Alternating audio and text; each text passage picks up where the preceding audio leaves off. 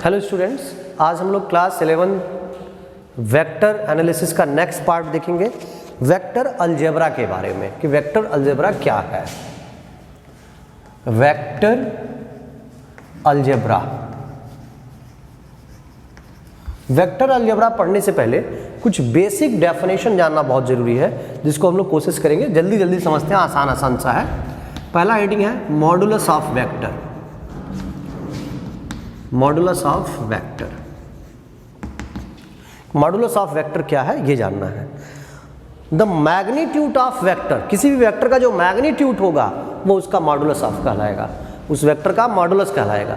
The magnitude of vector is called the modulus of that vector. ठीक है, modulus of vector को आप mod में रिप्रेजेंट करते हैं। ये मॉड है, मॉड वेक्टर है, that is called the modulus of vector है।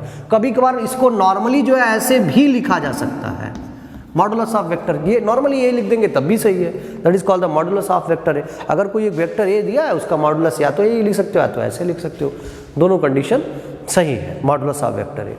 दूसरा point, unit vector. Unit vector क्या होता है? यूनिट वेक्टर से क्लियर है, नाम से ही यूनिट, नहीं वो वेक्टर जिसका यूनिट मैग्नीट्यूड हो, यूनिट मैग्नीट्यूड हो, that is called the unit vector. वो वेक्टर जिसका मैग्नीट्यूड क्या हो जाए, यूनिट हो जाए, that is called the unit vector. Unit vector को नॉर्मली आप लोग एक कैप, कैप है ये, कैप से रिप्रेजेंट करेंगे। किससे रिप्रेजेंट करेंगे? ए कैप से। और A cap is equal to vector A upon modulus of vector A. Unit vector का ये फार्मूला हो गया। आसान सा चीज है, मुझे लगता है आप लोग समझ गए होंगे सबको। जैसे मान लीजिए कि एग्जांपल लेते हैं, अगर एक question they they, find the unit vector of 4i minus 3j plus k। अगर आपको इसका यूनिट वेक्टर निकालना हो तो यूनिट वेक्टर मान लो ये a के वेक्टर a के बराबर है, तो यूनिट वेक्टर का फार्मूला क्या होता है? Vector a upon modulus of vector a। अब क्वेश्चन उठता है कि सर मॉडुलस निकालेंगे कैसे? तो ध्यान से समझो, मॉडुलस ऑफ वेक्टर निकालने के लिए अंडर रूट i के कोफिशिएंट का स्क्वायर, i मतलब x axis square, plus j के कोफिशिएंट का स्क्वायर माइनस 3 स्क्वायर, k का कोफिशिएंट कुछ नहीं है तो 1 मान लेंगे, 4 का स्क्वायर 16, 3 का स्क्वायर 9 और ये 1, यानी कितना? 26। तो unit vector a is equal to क्या निकल गया? Cap vector, vector cap is equal to vector a। Vector a की वैल्यू ऐसे ही हूबहू पुट कर दो, 4i minus 3j plus k upon under root, answer हो गया।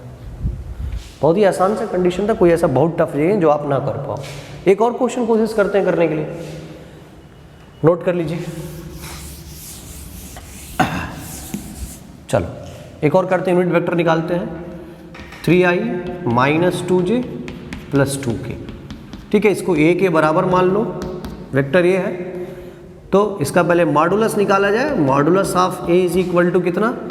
Under root 3 square plus minus 2, यानी इसका स्क्वायर प्लस 2 स्क्वायर, 3 स्क्वायर 9, 4 4। ठीक है, तो unit vector a is equal to कितना हो जाएगा? Vector a upon modulus of vector a। Vector a की value 3i minus 2j plus 2k upon under root 17। Sure? बहुत ही आसान सा टर्म था, ऐसा नहीं था जो आप ना समझ पाए। सब लोग को समझ में आ रहा होगा। तो आपको मॉडुलस ऑफ वेक्टर समझ में आ गया और यूनिट वेक्टर समझ में आ गया। चलो अगला पॉइंट, कुछ बहुत ही इंपॉर्टेंट कंडीशन है इसमें, वो आपको याद होने चाहिए। याद भी हो जाएगा, इजी है सारी कंडीशन, कुछ ऐसा टफ नहीं है जो तुम ना कर पाओ या नहीं आएगा तुमको। ठीक है, अब हम बात करेंगे थर्ड पॉइंट, इक्वल वेक्टर्स की, कि किन वेक्टर्स को हम इक्वल बोलेंगे, कौन कौन से वेक्टर जो है इक्वल होते हैं। Two vectors are said to be equal, वो दो वेक्टर इक्वल कहे जाएंगे जो सेम मैग्नीट्यूड को हो, यानी 10 सेंटीमीटर अगर ये है और ये भी अगर 10 सेंटीमीटर का है, सेम मैग्नीट्यूड हो और सेम डायरेक्शन में जा रहा हो। इसका डायरेक्शन अगर इधर है ईस्ट की तरफ, तो इसका भी ईस्ट की तरफ है। ये मतलब नहीं है कि एक साथ चल रहे हो, एक जगह से चल रहे हो, कोई जरूरी नहीं है। मैग्नीट्यूड सेम होना चाहिए और डायरेक्शन सेम होना चाहिए। That vector is known as the equal vector. उन्हीं वेक्टर्स को क्या बोलेंगे? Equal vector. डेफिनेशन क्या दे सकते हैं? Two vectors are said to be equal if they have equal magnitude and equal direction. Confirm हो गया? बना लीजिए सब लोग, इक्वल डायरेक्शन, सेम डायरेक्शन। ठीक है, अगला बात करते हैं point number 4, negative vectors. Negative vectors देखो क्या है, यही कंडीशन है, दो वेक्टर जिनका मैग्नीट्यूड तो सेम हो, मैग्नीट्यूड क्या हो? सेम हो, बट डायरेक्शन क्या होना चाहिए? डायरेक्शन क्या होना चाहिए? अपोजिट होना चाहिए।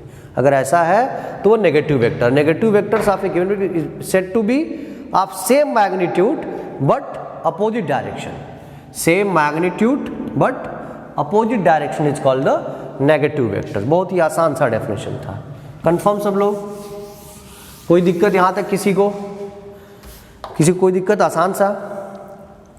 अगला बात करते हैं, नाम से देखिएगा, चौथा पॉइंट, पांचवा पॉइंट, को इनिशियल वेक्टर्स।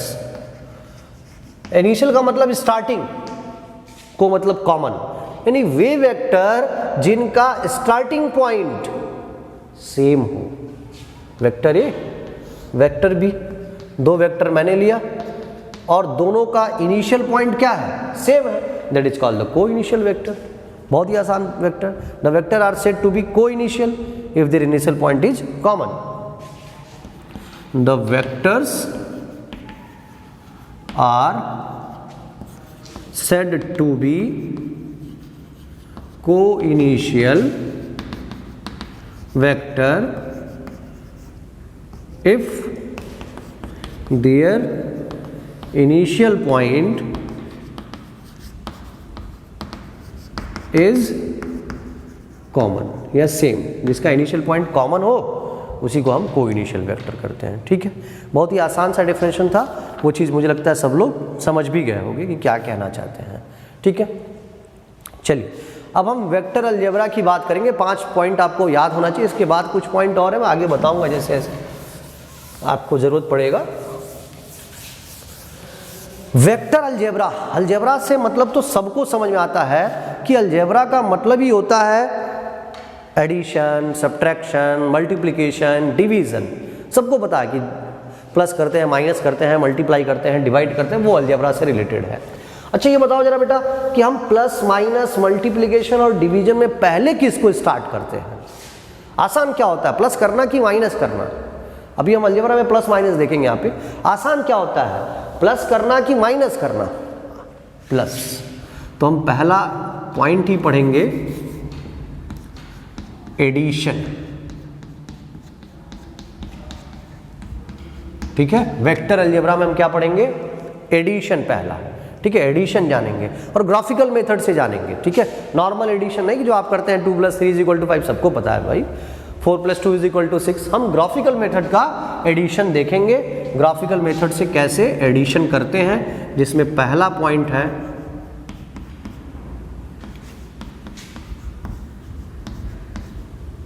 ट्रायंगल ला। बहुत इंपॉर्टेंट है ट्रायंगल ला। हेडिंग डाल लीजिए सब लोग, ट्रायंगल ला। ठीक है, ट्रायंगल ला। एडिशन करेंगे वेक्टर अलजेब्रा में, पहला पॉइंट पढ़ेंगे एडिशन। एडिशन में पहला पॉइंट क्या है? ट्रायंगल ला। ट्रायंगल ला को जानेंगे कैसे ट्रायंगल ला सॉल्व करेंगे, कैसे करेंगे। ठीक है, देखो अगर दो वेक्टर आपके पास गिवन है, बहुत ध्यान से समझिए, वेक्टर ए, ठीक है, और वेक्टर बी। वेक्टर ए और वेक्टर बी हमारे पास गिवन था। ठीक है, इसको ट्रायंगल बनाने के लिए 3 साइड की जरूरत पड़ती है ट्रायंगल में। दो वेक्टर गिवन है, two vectors are given, vector A and vector B, vector A and vector B. ध्यान से देखो कहां से जा रहा है, ये टेल से हेड की तरफ जा रहा है, यानी इसका हेड इसके टेल से कनेक्ट है, टेल से हेड की तरफ, और ये भी तो टेल से हेड की तरफ जा रहा है, टेल से हेड की तरफ, इसका हेड इसके टेल से कनेक्ट है, टेल से हेड की तरफ, फिर टेल से हेड की तरफ, अगला भी टेल से हेड की तरफ होना चाहिए, लेकिन ट्रायंगल लाइन नहीं कहता है। ये चीज ध्यान दीजिएगा, ये आपको अगर याद हो जाएगा तो समझिए आप कर लिए। जो थर्ड साइड होगा, अगर ऐसे जोड़ा गया हो कि 3 साइड है और 2 साइड आपको गिवन है और 2 साइड जो है वेक्टर के रूल से जुड़ा हुआ है, then third side taken in the reverse order, तीसरी साइड को क्या ले लेंगे हम, रिवर्स ऑर्डर में, यानी इसको ऐसे मिलाएंगे, लेकिन ऑर्डर क्या कर देंगे, रिवर्स कर देंगे, यानी ए से बी, देखो ऐसे जा रहा था, टेल से हेड, टेल से हेड, ये टेल से हेड होना चाहिए था, लेकिन हम रिवर्स कर देंगे, यहां टेल कर देंगे, यहां हेड। देखो टेल से हेड यहां होना चाहिए था, ये टेल होना चाहिए था, लेकिन हमने उसको हेड कर दिया, और इसी को वेक्टर आर बोलेंगे। This is the resultant vector of these two vectors, vector R is equal to vector A plus vector V. ये तो ट्रायंगल लॉ है, ये बस ट्रायंगल लॉ हो गया, पूरा का पूरा ट्रायंगल लॉ समाप्त हो गया। ये कि दो वेक्टर ऐसे आपके पास गिवन थे, तो जो थर्ड साइड होगा उसको आप रिवर्स ऑर्डर में ऐड कर दें, रिवर्स ऑर्डर में, यानी देखो टेल से हेड जा रहे थे, टेल से हेड जा रहे थे, तो यहाँ हेड से टेल जाओ, हेड से टेल, अगर ऐसा कंडीशन हो गया, हेड नीचे नहीं करेंगे ना, हेड नीचे करेंगे मतलब इधर लगा है, हेड से टेल जा रहे हैं, तो ऐसा कंडीशन हो गया, तो जो तीसरा साइड होगा वो उस ट्रायंगल का रिजल्टेंट कहा जाएगा, और रिजल्टेंट ए प्लस बी के बराबर हो जाएगा। ठीक है, एक और एग्जांपल लेके सॉल्व करते हैं आराम से, समझ गए होगे, आसान सा चीज़ था, कोई बहुत टफ नहीं है। चलो, वेक्टर ए है, वेक्टर बी, ऐड करने की कोशिश करो। अब देखो यहां पर तो बेटा ये भी टेल से हेड है, ये भी टेल से हेड है, दोनों टेल ही टेल जुड़ा हुआ है, और ट्रायंगल लॉ के कारण हमको इसका रिजल्टेंट निकालना है, तो हम जो है शिफ्ट करेंगे, इस वाले इसको शिफ्ट कर दो, चाहे इसको, हम इस वाले वेक्टर को शिफ्ट करेंगे यहाँ पे, कोई फर्क नहीं पड़ेगा, पैरेलल लाइन को आप शिफ्ट कर सकते हैं, दो पैरेलल लाइन को हम शिफ्ट कर सकते हैं आगे पीछे, कोई फर्क उस पर नहीं पड़ेगा। तो हम इसको शिफ्ट कर रहे हैं, शिफ्ट यहाँ पे करेंगे, यानी ये तो ऐसे ही है, हमने इस वेक्टर को शिफ्ट कर दिया, देखो टेल से हेड, टेल से हेड, अभी भी उतना ही, जितना मैग्नीट्यूड था उतना ही मैग्नीट्यूड लेंगे, यहाँ भी जितना मैग्नीट्यूड था उतना ही मैग्नीट्यूड, बट शिफ्ट कर दिया, vector A vector B, reverse order में थर्ड साइड ले लो, रिवर्स ऑर्डर में, यानी ये हेड हो गया, ये वेक्टर आर हो गया, ये पता चल गया, रिजल्टेंट पता चल गया, सबको समझ में आ रहा होगा, आसान सा चीज़ है।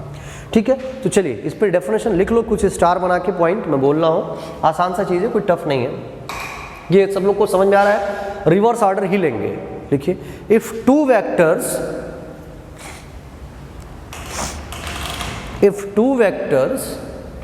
Are taken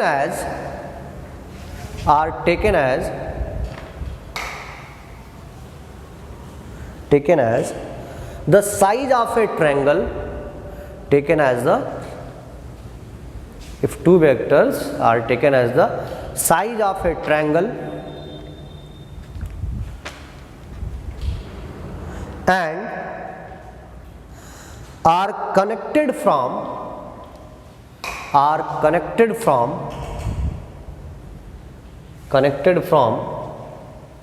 head to tail, then connected from head to tail, head से tail जोड़ा गया है, then the sum of these two vectors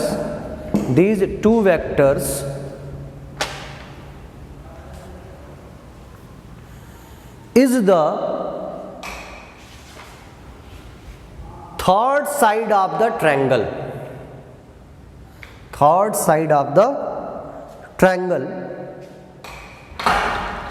taken in reverse order, reverse order में ले लेंगे, मतलब टेल से हेड जा रहे थे तो हम हेड से टेल आ जाएंगे। ठीक है, सबको समझ में आ रहा होगा, किसी कोई डाउट है? चलो,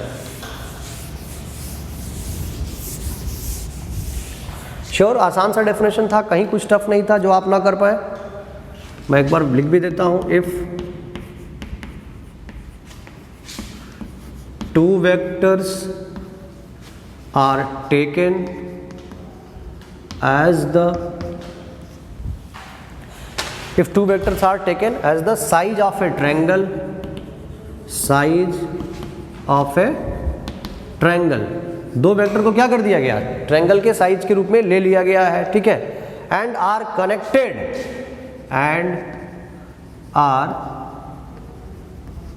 कनेक्टेड, उसको कनेक्ट कर दिया गया, कहां से कहां से कनेक्ट किया गया, हेड से टेल ना, from head to tail, connected from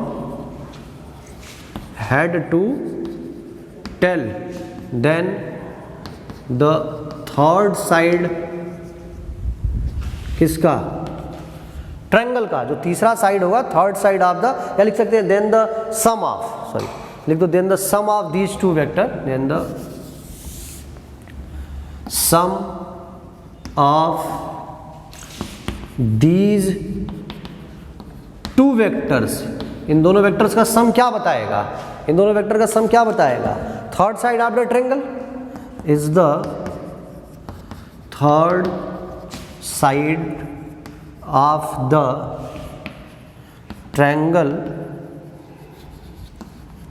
are taken in reverse order. बस सॉल्व हो गया, रिवर्स ऑर्डर में ले लेंगे। बहुत ही ईजी था, कुछ ऐसा कंडीशन नहीं था जो आप ना समझ पाए। सबको समझ में आ रहा होगा?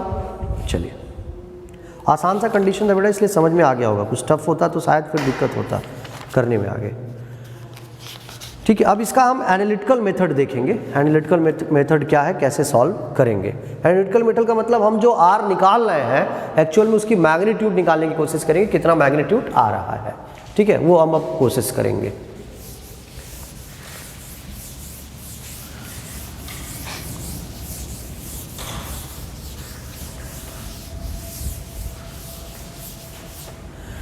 चलिए,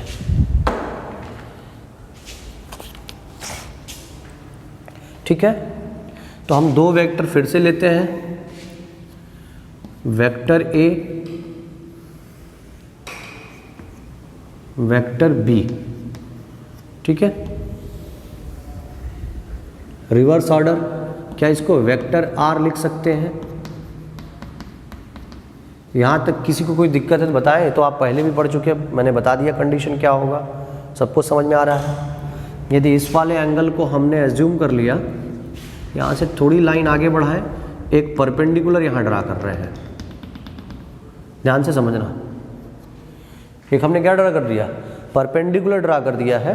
ठीक है, ओ पी क्यू एन। ठीक, इस वाले एंगल को बीटा मान लेते हैं।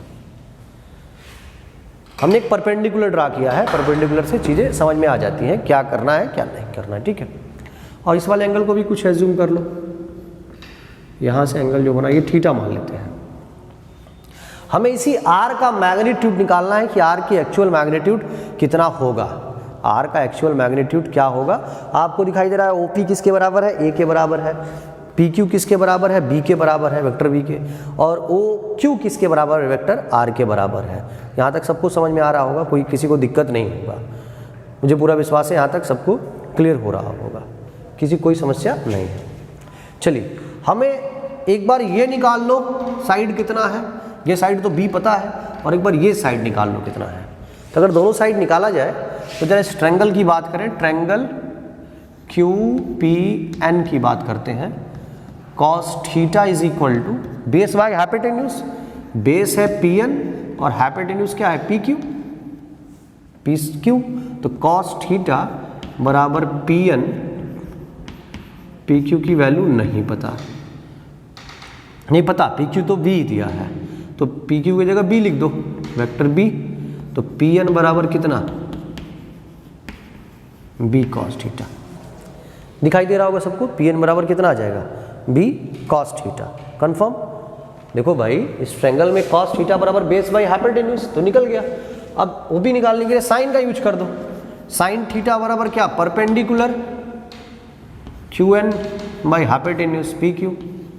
तो क्यू एन बराबर P Q cos sine theta, यानी बी साइन थीटा। ठीक है, अब इस पूरे ट्रायंगल को ध्यान से देखो,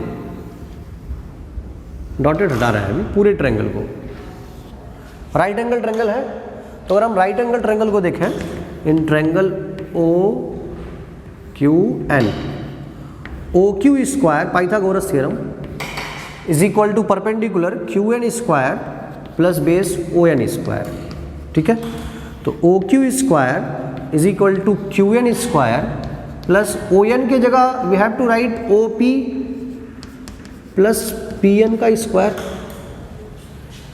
ये चीज़ तो सबको समझ में आ रहा है, कोई दिक्कत तो यहाँ तक किसी को नहीं होगा। तो ओ क्यू क्या है, वेक्टर आर के बराबर है ना। ओ क्यू किसके बराबर है, वेक्टर आर के बराबर है। तो ओ क्यू यानी आर का स्क्वायर, आर स्क्वायर वेक्टर हटा सकते हो, आर स्क्वायर क्यू एन, यहाँ पे सॉरी क्यू एन की वैल्यू तुमने निकाल लिया, B sine theta, B sine theta यानी B square sine square theta plus O P plus P N, O P के जगह ओ पी के जगह ए प्लस पी एन के जगह बी कॉस थीटा का होल स्क्वायर। चलो, तो R square is equal to B square sine square theta plus B का whole square, A plus B का whole square, A square B square cos square theta plus 2ab cos theta. दिख रहा होगा सबको, A square plus B square plus 2ab cos theta. इन दोनों को एक साथ ले लो, तो R square is equal to B square sine square theta B square cos square theta plus A square plus 2ab cos theta. ठीक है, ए स्क्वायर पहले कर दो, तो R square is equal to A square plus इन दोनों में common क्या दिख रहा है, बी स्क्वायर, तो क्या बचेगा sign square theta plus cos square theta plus 2ab cos theta. इसकी वैल्यू तो 1 होता है, सबको पता है। तो क्या बच गया, R square is equal to A square plus B square plus 2ab cos theta. तो आर बराबर क्या, रिजल्टेंट तो पता चल गया, A square plus B square plus 2ab cos theta.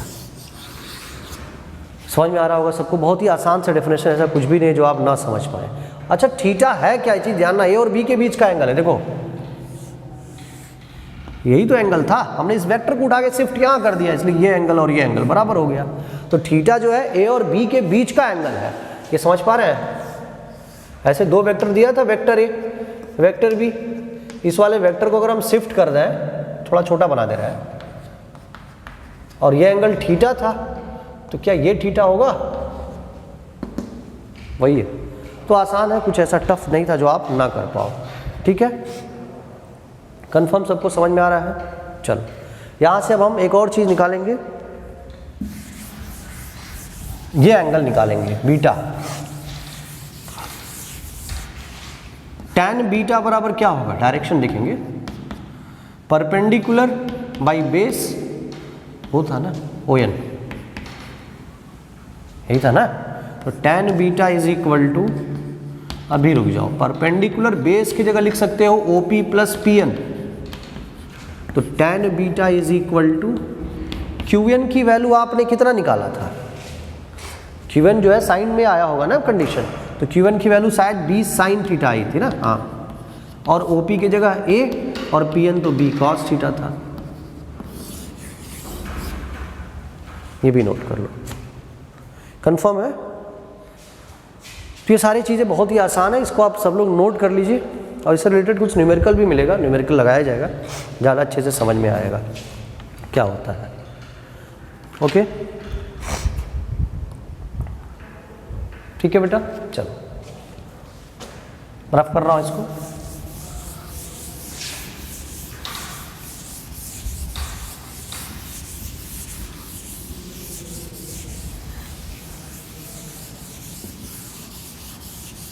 चलिए,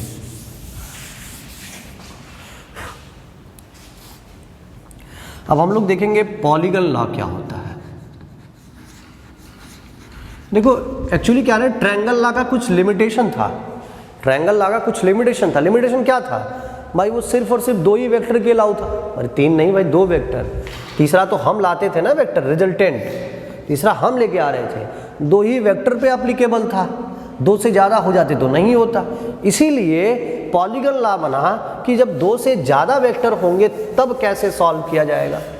2 से जब ज़्यादा वेक्टर होंगे तब कैसे सॉल्व किया जाएगा। जैसे कि एग्जांपल लेते हैं, मान लीजिए आपके पास ज़्यादा वेक्टर है, 2 से ज़्यादा वेक्टर है और आपको सॉल्व करना है क्वेश्चन। जैसे ये वेक्टर ए है, 2 से ज़्यादा वेक्टर है तब के लिए कंडीशन मैं बता रहा हूँ। जब वेक्टर कितने हो जाए 2 से ज़्यादा, वेक्टर बी, वेक्टर सी, ठीक है, और वेक्टर डी, और इन सब का रिजल्टेंट निकालना है। इन सब का रिजल्टेंट निकालना है क्या होगा। चलो तो अगर इसको हम शिफ्ट करें, वेक्टर ए ड्रा कर लिया मैंने, थोड़ा छोटा छोटा ही करिए भाई, जितना जितना मैग्नीट्यूड था उतना। बी को हम यहाँ शिफ्ट से यहाँ कर दें, कोई दिक्कत नहीं। देखो भाई बी शिफ्ट हो गया ना, बी यहाँ से इधर शिफ्ट हो गया।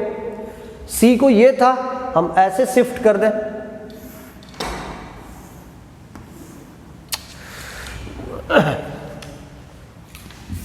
देखो ए जैसे वैसे है, बी को यहाँ था यहाँ शिफ्ट कर दो, सी ऐसे था ऐसे शिफ्ट कर दिया, डी ऐसे था ऐसे शिफ्ट कर दिया। रिजल्टेंट निकालना है यहां से। देखो ए और बी के साथ रिजल्टेंट बनेगा ना रिवर्स ऑर्डर में, और ये मान लीजिए वेक्टर आर डैश था। आर डैश किसके बराबर होगा, ए प्लस बी के, ए प्लस बी के। चलिए अब देखो एक नया वेक्टर यहां मिल गया और एक वेक्टर ये पहले से था। अब ये दोनों वेक्टर के साथ एक रिजल्टेंट और बना। एरो नहीं लगाएंगे तो गलत, मान लो आर डबल डैश, तो आर डबल डैश किसके बराबर होगा, आर डैश प्लस सी के बराबर, और आर डैश किसके बराबर था, ए प्लस बी के। तो आर डबल डैश किसके, देखो आर डैश किसके बराबर होगा, vector A plus vector B, और वेक्टर आर डबल डैश किसके बराबर होगा, R dash plus C. R dash की वैल्यू यानी ये आर डबल डैश की वैल्यू हो गई। अब फिर एक नया वेक्टर यहां मिला तो डायरेक्टली यहां जोड़ दो, ये मान लो आर है, तो वेक्टर आर किसके बराबर होगा, R double dash plus D. R double dash की वैल्यू क्या है, A plus B plus C. देखिए हमने निकाल लिया, वेक्टर को जोड़ दिया,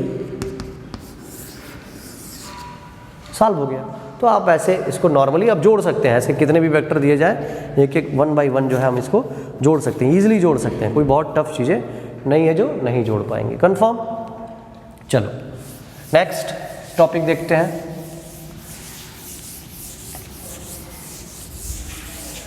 चलिए क्वेश्चन करते हैं, एक छोटा सा क्वेश्चन करते हैं। क्वेश्चन करेंगे तो शायद ज़्यादा अच्छे से समझ में आ जाएगा, जो चीज़ें छूट जाती हैं वो भी समझ में आ जाती हैं। ठीक है, क्वेश्चन करने की हम कोशिश करते हैं। इफ टू फोर्सेज, क्वेश्चन लिख लीजिए, two forces 20 newton and 50 newton, 50 newton, 20 newton और 50 न्यूटन की जो दो फोर्स हैं, are acting at an angle, are acting at an angle 120 degree, 120 degree के एंगल पर एक्ट कर रहा है। ठीक है, एंगल ऑफ 120 डिग्री, ठीक है, एंगल ऑफ 1 बिटवीन देम, उनके बीच में जो एंगल बन रहा है कितने बन रहा है, 120 डिग्री। तो कह रहा है रिजल्टेंट बताना है, फाइंड द रिजल्टेंट ऑफ किसका, रिजल्टेंट का मैग्नीट्यूड बताना और डायरेक्शन बताना है, रिजल्टेंट का मैग्नीट्यूड और direction. Then find magnitude of resultant and direction of vector. चलो दो वेक्टर है आपके पास, 20 न्यूटन 50 न्यूटन, कोई जरूरी नहीं कि 50 न्यूटन तो ज़्यादा बड़ा होगा, फोर्स की बात है। इनके बीच का एंगल 120 दिया है। चलिए इसको बनाते हैं, अगर ऐसे बनाएं तो नॉर्मली ऐसे तो बना सकते हैं सब लोग, वेक्टर ए, वेक्टर बी आगे ड्रा कर सकते हैं ऐसा, रिजल्टेंट मिल गया आपको। ये भी एंगल 120 होगा, ठीक है, समझ में आ रहा होगा, कोई दिक्कत नहीं। ये वाला एंगल डायरेक्शन बता देगा रिजल्टेंट का बीटा। तो पहले तो रिजल्टेंट निकाल लो। तो resultant R is equal to under root A square plus B square. A की जगह कितना है, पहला फोर्स 20, दूसरा 50, 2, 20, 50 cos 120, ठीक है। cos 120 की वैल्यू क्या होती है पता होना चाहिए, -1/t, नहीं पता तो निकाल लो। cos 90 प्लस 30 तो माइनस sin 30, sin 30 की वैल्यू 1/2 माइनस में।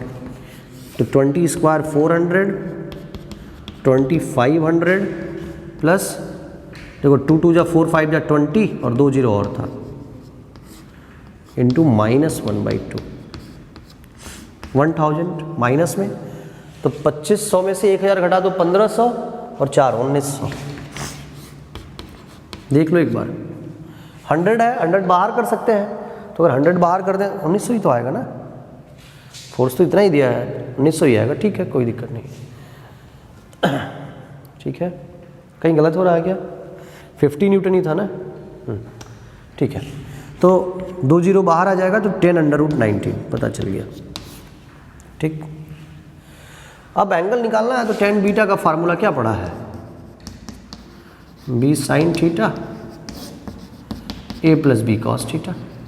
इस पर सॉल्व कर लेना, sin थीटा और cos थीटा की वैल्यू पुट करके सॉल्व कर लीजिए, तो वहाँ से पता चल जाएगा। अगर एंगल ना निकल पाए, जैसे किसी की वैल्यू एग्जैक्ट ना हो, तो बीटा बराबर tan इनवर्स के साथ छोड़ दो, क्योंकि अभी आप एंटीलॉग नहीं पढ़ेंगे तो नहीं जानते होंगे। Beta is equal to tan inverse के साथ जो है छोड़ दीजिए, वो वैल्यू हो जाएगी। क्लियर है, तो आसान है। इस पे और भी न्यूमेरिकल हम लोग लगाएंगे, फिर आगे वेक्टर का भी प्रोडक्ट पढ़ना है, वेक्टर का देखना है कैसे प्रोडक्ट होता है, सॉल्व करेंगे। इस पे बहुत सारे न्यूमेरिकल अभी मिलेंगे। ओके।